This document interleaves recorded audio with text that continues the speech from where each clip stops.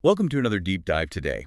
We're going to be tackling a pretty complex topic, racism. We've got three sources for this deep dive, and they offer kind of a mix of perspectives, which is really interesting. It's going to be quite a journey, I think. Yeah, we're going to be looking at kind of the societal and legal issues, the ways in which racism manifests, and then sort of historical overview of racism. Yeah, we'll trace kind of how it's evolved and changed over time, which I think is going to be fascinating. Absolutely. So, should we just jump right in? Yeah, let's get started. Okay, so our first source focuses on the societal and legal dimensions of racism. And one of the things that really stood out to me was the work of this scholar, Humberto Bersani.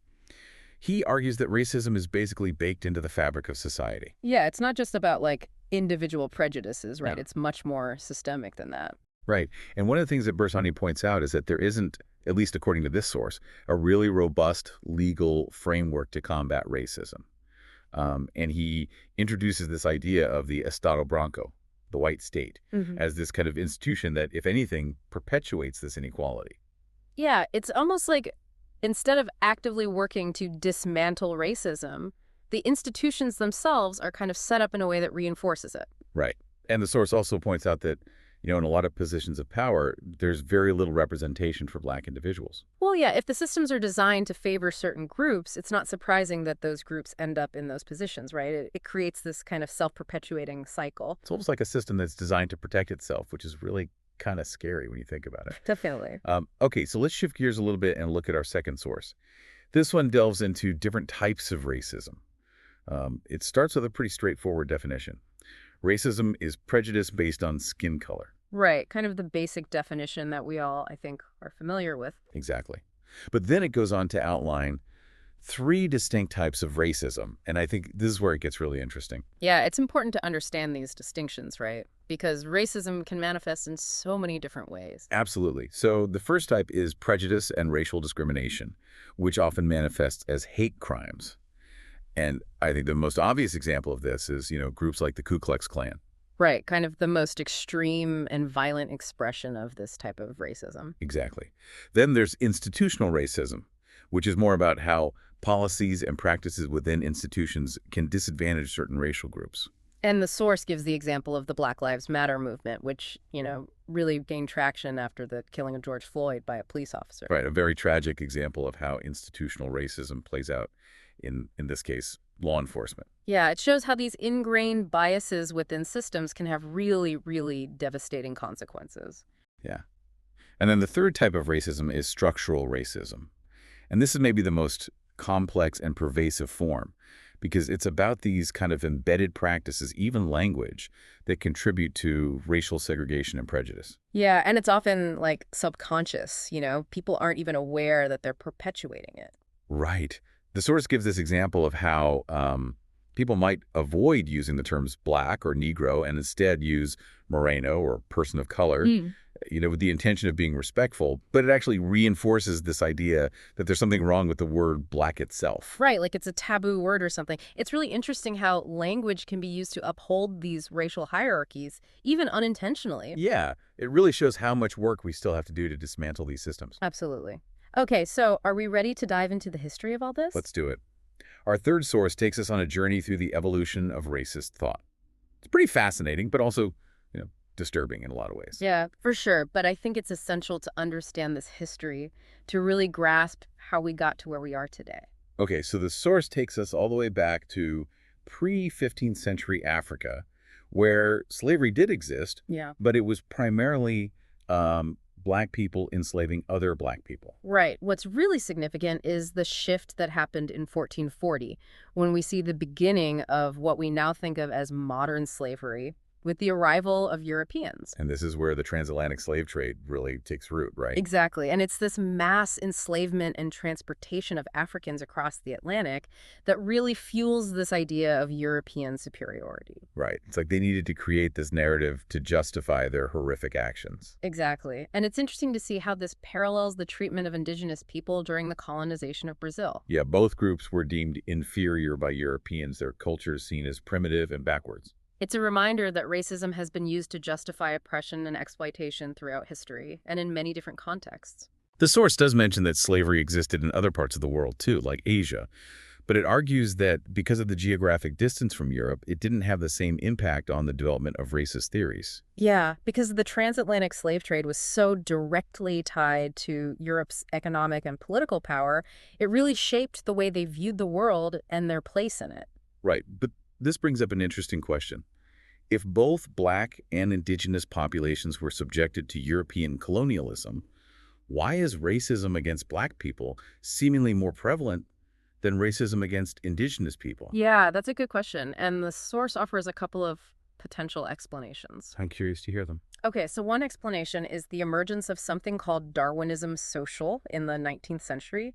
It was this pseudoscientific theory that claimed that black people were biologically closer to apes than Europeans. Oh, wow. So it was an attempt to give racism a scientific basis. Exactly. It's a horrifying example of how science can be twisted and manipulated to justify prejudice. It's really scary how these ideas can take hold and be used to inflict so much harm. Yeah, it's a reminder of how important critical thinking is and how we can't just blindly accept information, especially when it comes to something as sensitive as race. Absolutely. What's the other explanation that this source gives? So the other one has to do with the resistance of indigenous populations. The source says that historically, they were often more successful in resisting enslavement, escaping, and staging rebellions. And this, ironically, earned them a certain level of respect from Europeans. So it's almost like their strength and resilience worked against them in a way because it challenged this narrative of European superiority. Exactly. Whereas black people were subjugated on such a massive scale, it reinforced this idea of their inferiority. That's a really interesting point and a pretty tragic irony. Yeah. And even after the abolition of slavery, racism didn't just magically disappear. Right. The source talks about how the lack of support for freed slaves led to these huge socioeconomic disparities that continue to impact black communities today. Exactly. So we see this shift from racism based on like these supposed biological differences to racism rooted in economic conditions. So the justification might have changed, but the underlying prejudice is still there. Exactly. It's just morphed and adapted to the times. And that makes it all the more difficult to combat, I would imagine. For sure.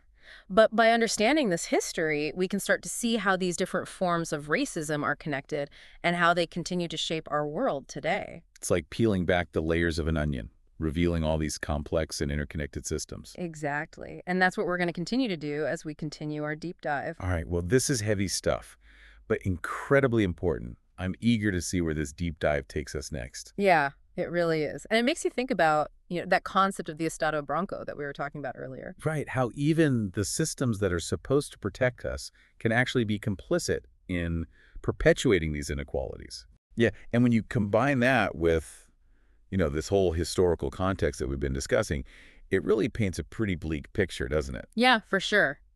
It's like centuries of oppression lead to these economic disparities, which then become the justification for further prejudice. It's a vicious cycle. Right, and it brings us back to that example from the second source, the Black Lives Matter movement and, the killing of George Floyd. Right, a tragic example of how institutional racism can have such devastating real-world consequences. It's a stark reminder that this isn't just some, abstract philosophical debate. This is about people's lives, their right to safety and justice. Absolutely. And it highlights the urgency of addressing these issues. Yeah. So where do we go from here?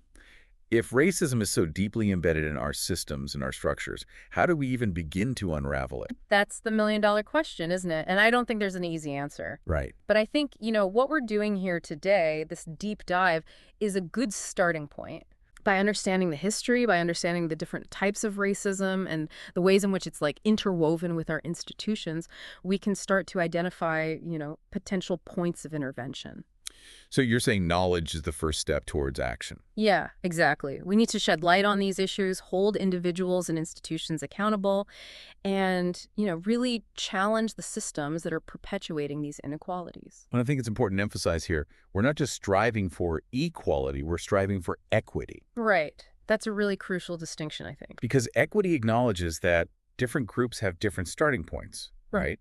And may need different types of support to actually achieve those equal outcomes. Exactly. It's about recognizing the historical disadvantages that certain groups have faced and creating systems that actually address those imbalances. So it's not about pretending that everyone starts on a level playing field. It's about making sure that everyone has the tools and resources they need to thrive, regardless of their background. Absolutely. And that requires a pretty fundamental shift in, how we think about resource allocation, policy making, even just our interpersonal interactions. Right. It's about creating a society where everyone has the opportunity to succeed regardless of their race. Yeah, it's a massive undertaking, but it's clear from our deep dives today that it's a necessary one, right? The effects of racism are just so pervasive and so damaging. And we can't just pretend that it's a problem of the past. It's still very much a present day reality. And it demands our attention. Absolutely. We owe it to ourselves, to our communities, and to future generations to create a more just and equitable world. I couldn't agree more. And I hope our conversation today has given our listeners,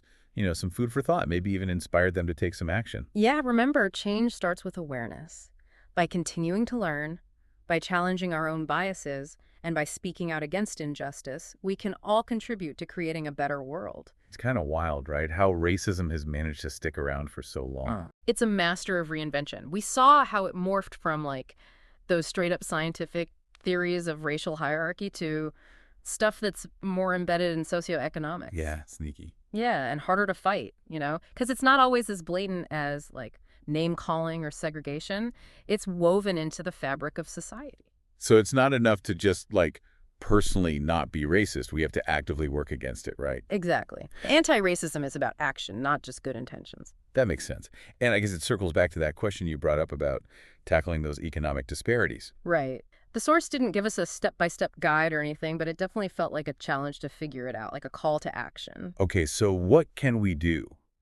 Practically speaking, how do we dismantle these systems? Well, there are organizations out there doing amazing work, groups fighting for policy changes, providing legal aid, empowering communities. Supporting them is huge. So collective action, pooling resources, that kind of thing. Definitely. And we can be active on a political level too, right?